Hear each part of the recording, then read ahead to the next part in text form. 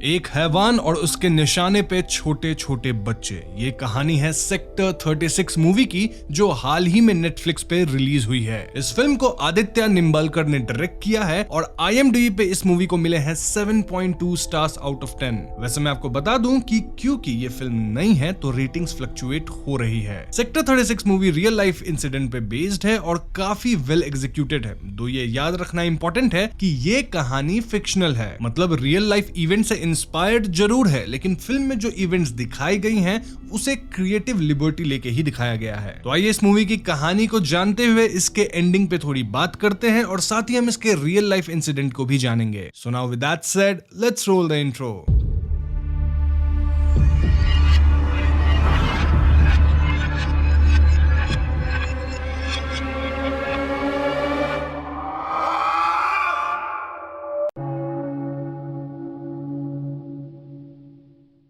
तो फिल्म की कहानी 2005 में सेट है, जहां हम एक आदमी को देखते हैं और वो सोफा पे बैठ के एक रियलिटी शो देख रहा था। बेसिकली ये रियलिटी शो KBC जैसा था। तभी उसे अपनी पत्नी का कॉल आता है और दोनों प्यार से बात करने लगते हैं। उसकी बातों से हमें पता चलता है कि उसकी पत्नी प्रेग्नेंट है और उसकी एक 10-11 साल की बेटी भी है। हमें यह भी पता चलता है कि वो इस बंगलो का केयर टेकर है और इस बंदे का नाम प्रेम है। वैसे इस बंगलो का मालिक है मिस्टर बलबीर बस्सी, जो कि करनाल में रहता है। अब कभी कभार वो यहाँ आता है, ठहरता है और बाकी टाइम प्रेम ही इस बंगलो का ख्याल रखता है। अब बातों बातों में प्रेम छत के एक कमरे में जाता है जहां उसका रूम था और उसके रूम में हम बड़े बड़े बुचर नाइफ्स देखते हैं। फोन काटने के बाद वो वॉशरूम में जाता है जहां टू आवर शॉक एक 14-15 साल की बच्ची की लाश रखी थी और बच्ची एक स्कूल यूनिफॉर्म में थी। दिस डिपिक्टेड कि ये आदमी कोई नॉर्मल इंसान नहीं है, बल्कि ये बच्चों को किडनैप करके उनका खून करता है। अब यहाँ पे प्रेम उस बच्ची के शरीर के टुकड़े करने लगता है and this is the point जब फिल्म का इंट्रो रोल होता है। अब यहाँ से सीन शिफ्ट होकर एक पुलिस ऑफिसर को दिखाती है जिसका नाम है रामचरण पांडे।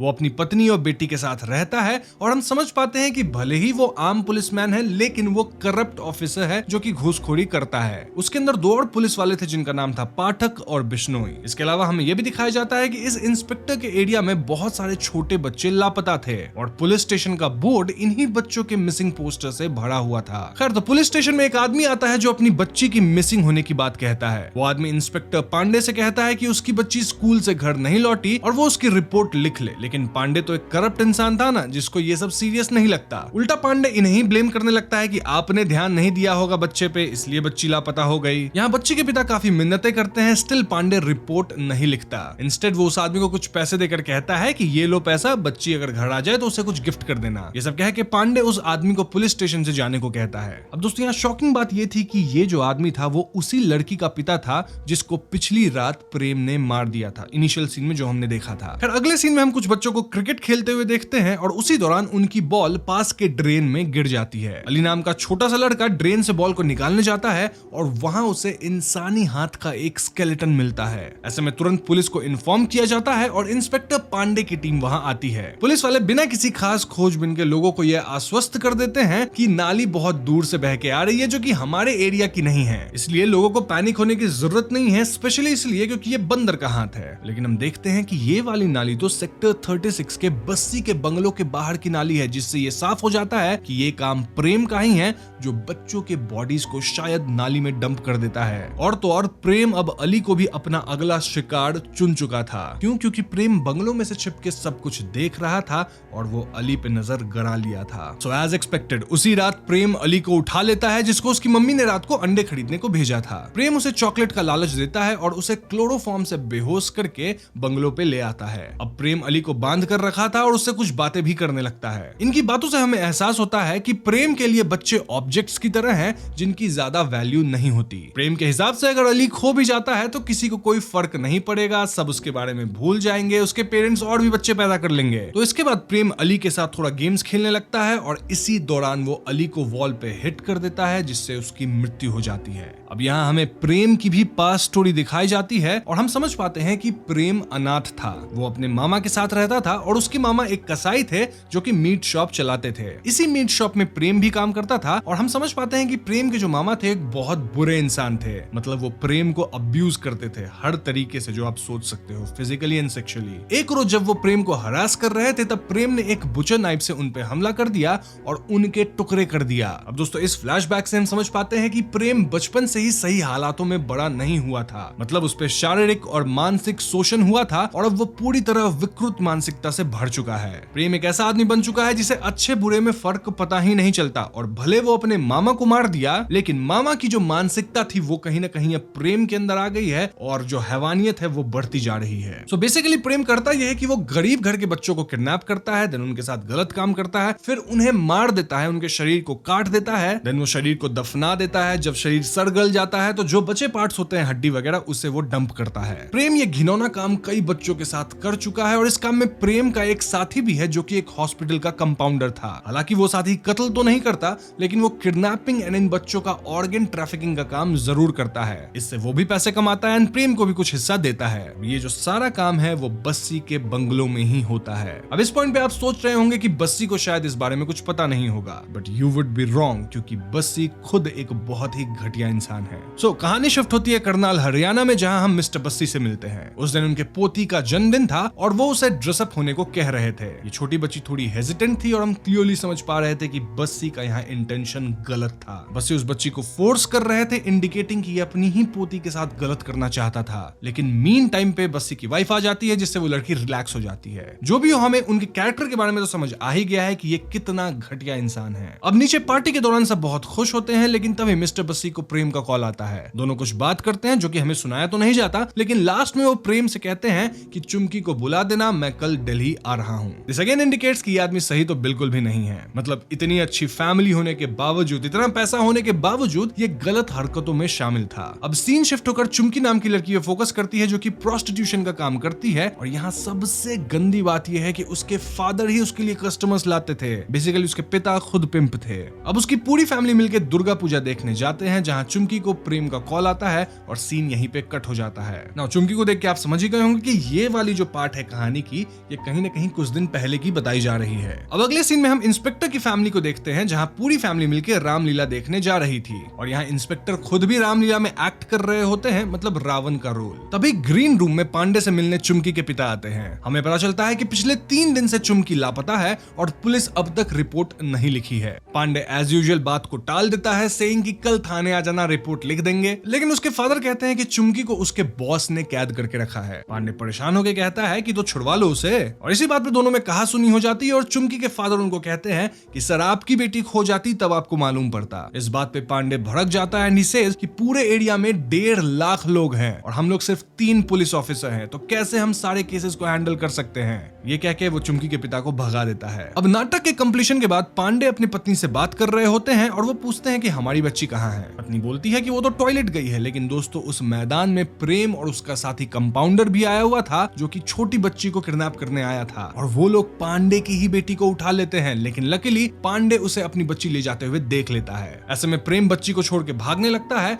और पांडे जी उसके पीछे दौड़ते हैं। वही कंपाउंडर अपना एम्बुलेंस लाया होता है ताकि अगर वो पकड़ा भी जाए तो कुछ बहाना बना दे, एम्बुलेंस है ना। तो हाँ, यहाँ वो एम्बुलेंस ड्राइवर की एक्टिंग करता है और पांडे की बेटी को हॉस्पिटल छोड़ देता है आउट ऑफ कंपल्सन। जबकि इंस्पेक्टर पांडे अब भी प्रेम को चेज करते रहते हैं लेकिन एक घमासान चेज के बाद भी पांडे उन्हें पकड़ नहीं पाता और प्रेम कैसे तो बचते बचाते मैंशन आके छुप जाता है। अब इसके बाद इंस्पेक्टर अपनी बच्ची से हॉस्पिटल मिल तो लेते हैं लेकिन इस इंसिडेंट से इंस्पेक्टर की आंखें खुल जाती है और वो समझ पाता है कि खोए हुए बच्चों के माता पिता के मन में कैसा फीलिंग होगा। मतलब उनके बच्चे घर नहीं लौटे हैं और वो कैसे ऐसे ही छटपटा रहे होंगे। ऐसे में इंस्पेक्टर चुमकी के फादर को कह देते हैं कि आप थाने आ जाना, हम FIR लिख लेंगे। वहीं प्रेम घर आने के बाद अपनी पत्नी को फोन लगाता है और उससे कहता है कि मैं कुछ सामान भेज रहा हूँ, तुम ध्यान से रख लेना। और दोस्तों यहाँ हम कुछ CD और एक कैम रिकॉर्डर देखते हैं लेकिन वो CD क्या था ये हमें पता नहीं चलता। उन सीडीज में से एक पे लिखा होता है सदाबहार तराने और ये वाली CD वो अपने गांव में अपनी पत्नी के पास भेज देता है। अब कहानी चेंज होकर एक अमीर आदमी के बेटे विहान पे फोकस करती है जिसे कुछ किडनैपर्स उसके घर से उठा लिए हैं। The whole media comes to question this और पुलिस के बड़े बड़े ऑफिशियल्स भी इस केस को लेके एकदम व्यस्त हो जाते हैं। ये सीन बेसिकली फिल्म में इसलिए डाला गया है ताकि हमें दिखाया जा सके कि कैसे अगर एक अमीर इंसान का बच्चा किडनैप हो जाता है तो उसे बचाने के लिए सारी पुलिस लग जाती है, सारी मीडिया आ जाती है, लेकिन वहीं गरीबों के बच्चे कब से गायब होते जा रहे हैं, लेकिन उस पर किसी का कोई ध्यान नहीं है। वैसे चुमकी की बात की जाए तो अब इंस्पेक्टर पांडे उसकी तलाश कर रहे थे और ऐसे में वो मिस्टर बस्सी के मैंशन जा पहुंचता है। यहाँ दरवाजा प्रेम खोलता है और पांडे को उसकी कद काठी देख के शक होता है कि कल रात भागने वाला आदमी कहीं ये तो नहीं। वो कुछ कहता तो नहीं, लेकिन हम अंदर मिस्टर बस्सी को ब्रेकफास्ट करते हुए देखते हैं। अब ये लोग मैंशन क्यों आए थे ये तो हमको पता ही है, क्योंकि चुमकी मिस्टर बस्सी के लिए ही प्रोस्टिट्यूशन का काम करती थी और उसके पिता को यह शक था कि बस्सी ने ही उसकी बेटी को किडनैप करवाया है। इंस्पेक्टर के कुछ पूछने से पहले ही मिस्टर बस्सी अपने बारे में बताने लगते हैं कि कैसे पांडे के जो बॉस डीसीपी रस्तोगी हैं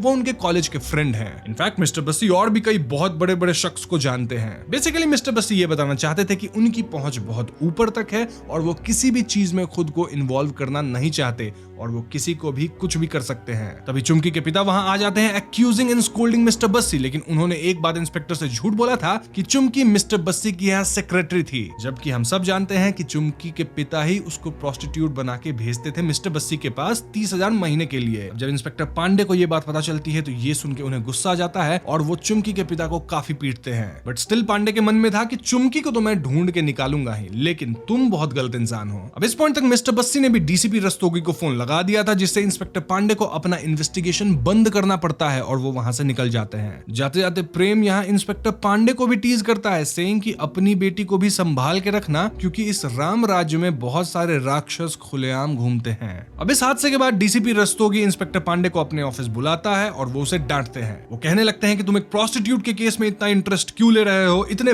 बड़े आदमी के गिरेबान पे हाथ डाल रहे हो, जबकि तुम्हें तो वो हाई प्रोफाइल केस सॉल्व करना चाहिए ना। बड़े आदमी का बच्चा किडनैप हुआ है। हाई प्रोफाइल मतलब वही विहान के किडनैपिंग का केस जिसके बारे में मैंने आपको बताया है। रस्तोगी ये भी कहता है कि जहां से चुमकी गायब हुई है वो माइग्रेंट्स की बस्ती है और वहां से बच्चे लापता होते ही रहते हैं, कभी कभी वापस भी आ जाते हैं और कई बार तो उनके पेरेंट्स ही अपने बच्चे को बेच देते हैं। तो तुम इन सारे केसेस को भूल जाओ और अच्छे केसेस पे ध्यान दो, हाई प्रोफाइल केसेस पे। लेकिन इंस्पेक्टर कहता है कि वो लड़की कोई भी हो, कुछ भी काम करती हो, उसको ढूंढना मेरी रिस्पॉन्सिबिलिटी है। इस पे रस्तोगी कहता है कि fine, go on with the case, लेकिन तुम बलबीर बस्सी को इस केस से बाहर रखना। दोस्तों इस बातचीत से पता चलता है कि क्योंकि सेक्टर 36 के आसपास मोस्टली माइग्रेंट्स रहते हैं और इन जनरल वो लोग पुअर बैकग्राउंड से आते हैं, इसलिए पुलिस भी उनका केस नहीं लेती, क्योंकि उन्होंने ये मान लिया है कि यहाँ जो भी बच्चे मिसिंग है उनको उनके घर वालों ने पैसे के लिए ही बेचा होगा। ये सीन अगेन हमारे समाज के डिस्क्रिमिनेशन को भी दिखाता है कि कैसे आम लोगों के बच्चों की लाइफ की कोई वैल्यू नहीं होती, जबकि एक बड़े बिजनेसमैन का बच्चा किडनैप हो गया है तो पूरी पुलिस फोर्स हरकत में आ चुकी है। खैर इंस्पेक्टर पांडे जब अपने थाने पे वापस आते हैं तो उन्हें पता चलता है कि उनके जूनियर्स ने चुमकी के रिक्शा वाले को पकड़ लिया है। ऑल्दो रिक्शा वाला कुछ कन्फेस नहीं कर रहा और पांडे फाइंड्स आउट कि रिक्शा वाले के पास जो फोन था वो उसका अपना नहीं था, बल्कि वो चुमकी का फोन था। ऐसे में ये लोग रिक्शा वाले को मार पीट के उससे सच निकलवाने लगते हैं। नाउ इंस्पेक्टर पांडे काफी सारा इन्फॉर्मेशन लेकर वापस अपने सीनियर डीसीपी रस्तोगी के पास जाता है और इससे हमारे सामने भी काफी सारी कहानी साफ हो जाती है। तो आखिरी बार चुमकी इसी रिक्शा में बैठकर मिस्टर बस्सी के बंगलों में गई थी और जब रिक्शा वाला वापस चुमकी को लाने गया तो उस वक्त दरवाजा प्रेम ने खोला था। प्रेम ने ही रिक्शा वाले को ये फोन दिया था ये कह के कि इसे कहीं फेंक दो और कोई पूछे तो कहना कि चुमकी को उसने शाहदारा स्टेशन में उतारा था। अब रिक्शा वाला बात तो मान गया, लेकिन वो थोड़ा सा लालच में आ गया, यानी कि वो फोन फेंका नहीं, अपने पास रख लिया और तो और सिम कार्ड भी नहीं बदला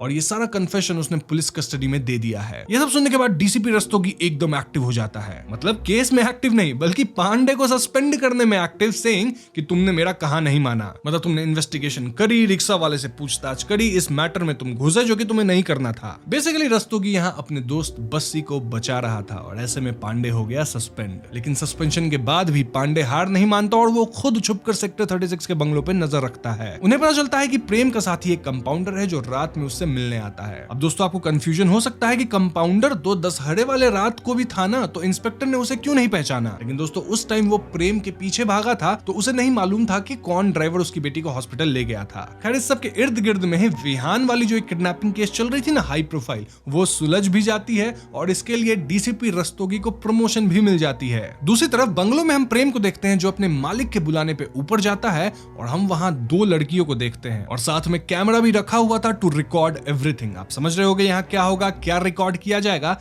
और जो सीरीज भी थी शायद इन्हीं वीडियोस की होगी। खैर उस रात पांडे और पाठक मिलकर छत पे बातें कर रहे होते हैं और पांडे का सस्पेंशन भी खत्म हो चुका था कि तभी पाठक कहता है कि सर वो देखिए ये वही आदमी है जिसने आपकी बिटिया को हॉस्पिटल पहुंचाया था। और ये सुनते ही पांडे कंपाउंडर को पहचान लेता है और वो सारे कड़ियों को जोड़ने लगता है। बेसिकली वो समझ जाता है कि एम्बुलेंस वहां मदद करने नहीं बल्कि बच्चों को किडनैप करने आई थी और ये भी प्रेम का साथी है। ऐसे में पांडे और पाठक मिलकर कंपाउंडर को ही उठा लेते हैं। अब इस कंपाउंडर का नाम था छोटे लाल और दोनों मिलकर उसे खूब मारते हैं। ऐसे में छोटे लाल कन्फेस कर देता है कि कैसे वो और प्रेम मिलकर बच्चों को किडनैप करते हैं ताकि वो उनके ऑर्गन्स को बेच सके। ये सब वो लोग एक सुनसान बिल्डिंग में कर रहे होते हैं। तभी सीन चेंज होकर डीसीपी साइकिया पे फोकस करते हैं जो काफी ईमानदार और अच्छे हैं और अब वो डीसीपी रस्तोगी की जगह आए हैं क्योंकि ऑफ कोर्स रस्तोगी का तो प्रमोशन हो गया है। तो अब से इंस्पेक्टर पांडे इन्हीं को रिपोर्ट करेंगे यानी डीसीपी साइकिया को और पहले ही दिन वो उनसे मिलने चले जाते हैं। अब वहां रस्तोगी भी होता है और उसे कहीं ना कहीं डाउट हो जाता है कि ये इंस्पेक्टर पांडे वापस से उसी केस की तहकीकात में लग गया है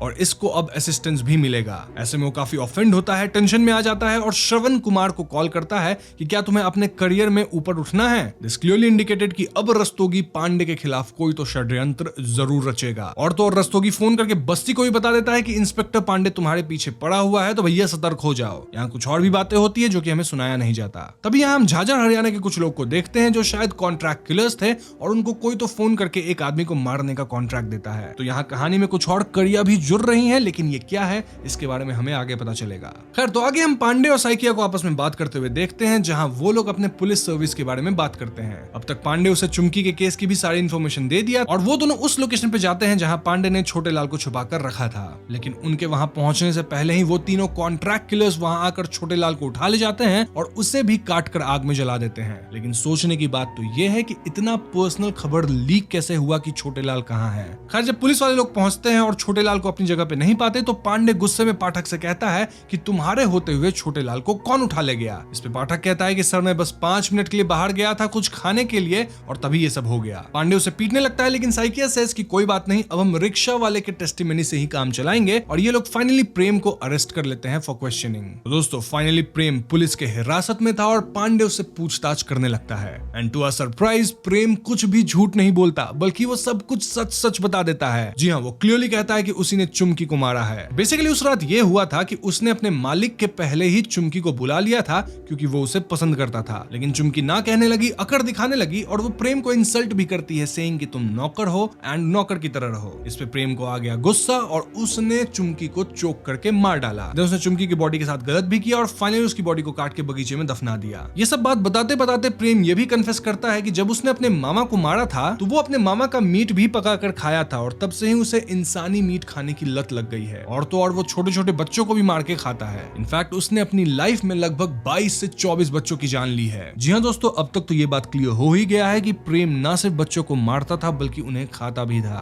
और इस तरह से इंस्पेक्टर को सभी बच्चों के मिसिंग होने का राज भी पता चल गया था। तो इस पॉइंट पे इंस्पेक्टर को काफी गुस्सा भी आ गया था और वो प्रेम से पूछता है कि तुम इन मासूम बच्चों को क्यों मार रहे हो। ऐसे में प्रेम कहता है कि कौन ही इन बच्चों की केयर करता है, ये लोग गरीब बच्चे हैं जिनके जीने और मरने से किसी को कोई फर्क नहीं पड़ता। ऐसे भी ये लोग बड़े होकर भी गरीब ही रहेंगे, किसी ब्रिज के नीचे बैठेंगे, बीमारी से अपनी जान दे देंगे या कुछ और करेंगे। बेसिकली इनका सोसाइटी में कोई कंट्रीब्यूशन नहीं होगा, ये कभी कोई डॉक्टर इंजीनियर नहीं बन पाएंगे, ये रहेंगे तो नौकर ही। तो इससे अच्छा वो मर ही जाए और इसलिए मैं इन्हें मारता हूँ, इससे मेरा भला हो जाता है। कम से कम मेरे बच्चे तो स्कूल जा पाएंगे और ये जो अमीर लोग होते हैं ना वो लोग ही इन बच्चों का फायदा उठाते हैं उनसे काम करवा के। तो मैंने सही किया। जी हाँ दोस्तों, प्रेम इतनी ब्रूटल बातें कहता है। अब आगे साइकिया पूछता है कि क्या तुम्हारा बॉस मिस्टर बस्सी भी इसमें शामिल था और प्रेम कहता है कि ये मैं नहीं बता सकता, तुम कोई और सवाल पूछो। इससे हमें पता नहीं चल पाता कि बस्सी भी इन सब में इन्वॉल्व है या नहीं, ऑल्दो हम जानते हैं कि बस्सी का भी हाथ होगा जरूर। अब अगले सीन में मिस्टर बस्सी के घर के गार्डन में खुदाई का काम होता है जहाँ से चुमकी की लाश मिलती है। मतलब ये लाश अब स्केलेटन यानी कि कंकाल बन चुकी थी। यहाँ ड्रेन में भी खोजा जाता है तो बहुत सारे बच्चों के गले पिघले लाश और हड्डियां मिलती हैं। इस पे पूरा पब्लिक आउटरीच हो जाता है जहाँ सारे लोग इन अक्यूज्ड और इसके मालिक को जान से मार डालना चाहते थे।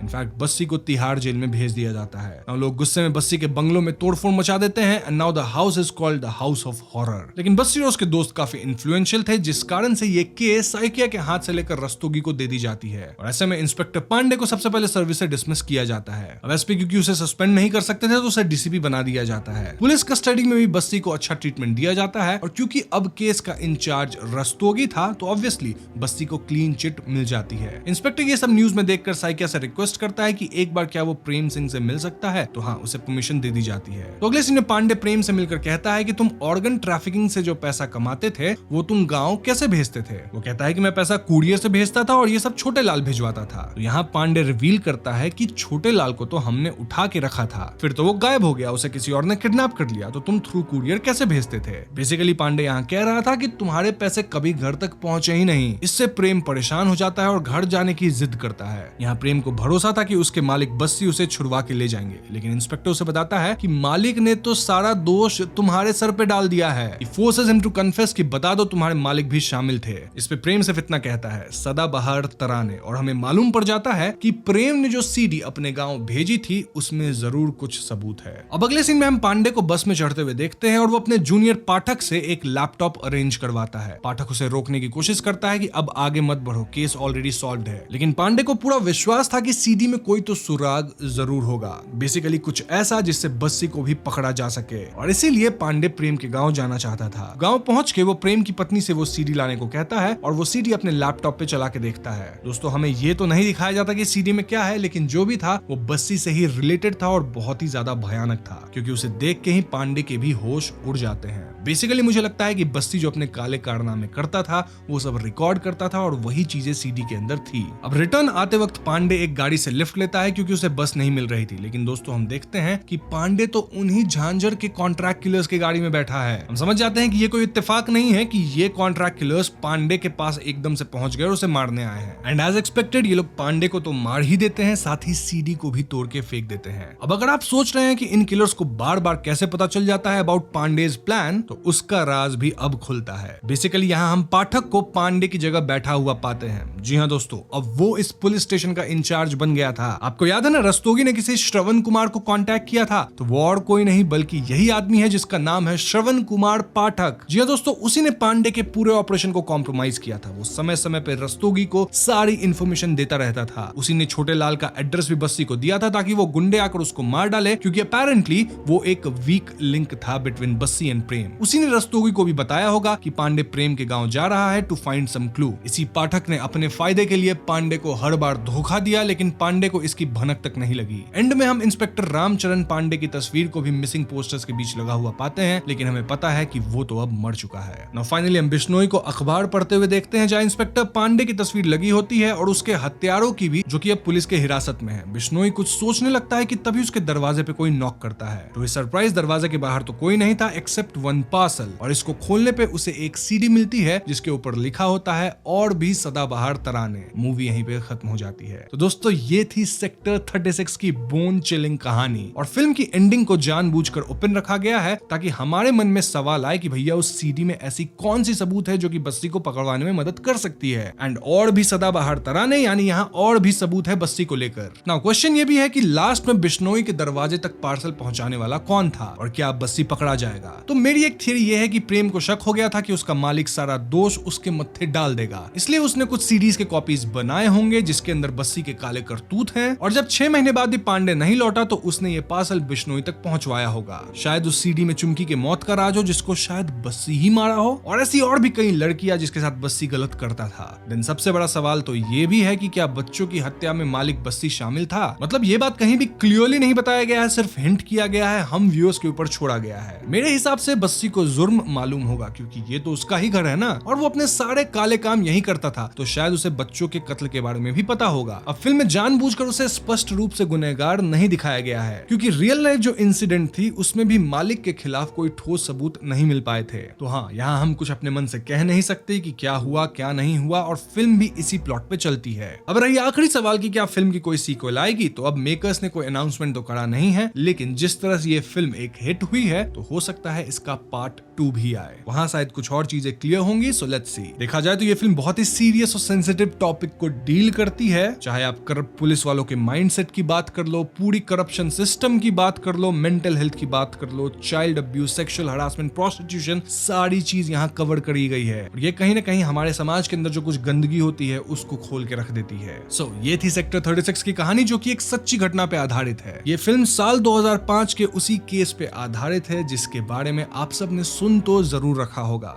जी हाँ, निठारी कांड के ऊपर। निठारी गांव जो कि नोएडा यूपी में स्थित है, वहाँ के हाउस ऑफ हॉरर के मालिक और नौकर के हैरान कर देने वाले केस की ये कहानी है। केयरटेकर जिसका नाम सुरेंद्र कोहली था, उसने मैंशन के अंदर 8 से भी ज्यादा बच्चों के साथ गलत किया था। सिर्फ गलत ही नहीं किया, उन्हें मार भी दिया। 8 बच्चों के स्केलेटन्स पुलिस ने बरामद किए, लेकिन श्योर किसी को नहीं पता कि कितने बच्चे थे, ज्यादा भी हो सकते हैं। ज्यादा मैं इसलिए बोल रहा हूँ क्योंकि उस एरिया में छोटे बच्चे 2003 से ही गायब होने लग गए थे। बात तब सामने आई जब 20 वर्षीय एक लड़की पायल भी लापता हो गई और पुलिस छानबीन कर सुरेंद्र कोहली तक पहुंची। नाउ मोनिंदर सिंह पंदेर जिसका ये बंगलो था, उन्होंने स्टेटमेंट दिया कि उन्हें इसके बारे में कुछ नहीं पता था, जबकि एलिजेडली ये बात सामने आई कि मालिक और नौकर दोनों इसमें शामिल थे। अब सुरेंद्र कोहली को तो आजीवन कारावास हुई जो कि वो सर्व कर रहा है, लेकिन मालिक को कुछ नहीं हुआ। लैक ऑफ एविडेंस के कारण बेल दे दिया गया उन्हें ऑन अक्टूबर 2023। और क्योंकि पुलिस वाले भी इन मिसिंग रिपोर्ट्स को लेकर बहुत ज्यादा सक्रिय नहीं थे, तो उन्हें भी सस्पेंड कर दिया गया था। तो हाँ दोस्तों, फिल्म इसी रियल लाइफ इवेंट से इंस्पायर्ड है, लेकिन जैसा मैंने बताया कि फिल्म के अंदर जो स्टोरी दिखाई गई है वो क्रिएटिव लिबर्टी लेते हुए काफी फिक्शनल बनाई गई है। मतलब रियल लाइफ में एग्जैक्टली ऐसा नहीं हुआ था, ऊपर से उसी केस को लिया गया है, लेकिन चीजें अपने मन से बना के दिखाई गई है। तो हाँ, आप फिल्म को एकदम रियल भी मत मान लेना, लेकिन रियल लाइफ केस के बारे में जानना है तो आप गूगल कर सकते हो। उसके ऊपर कई वीडियोस हैं, कई आर्टिकल्स हैं, उसे पढ़ सकते हो। बस यही थी मेरी सेक्टर 36 मूवी की एक्सप्लेनेशन, और आशा करता हूँ आपको ये वीडियो अच्छी लगी होगी। अगर अच्छी लगी है तो वीडियो को लाइक और शेयर करें, साथ ही चैनल पर नए हैं तो हमें सब्सक्राइब भी कीजिएगा, क्योंकि हम अपने चैनल पे ऐसे वीडियोस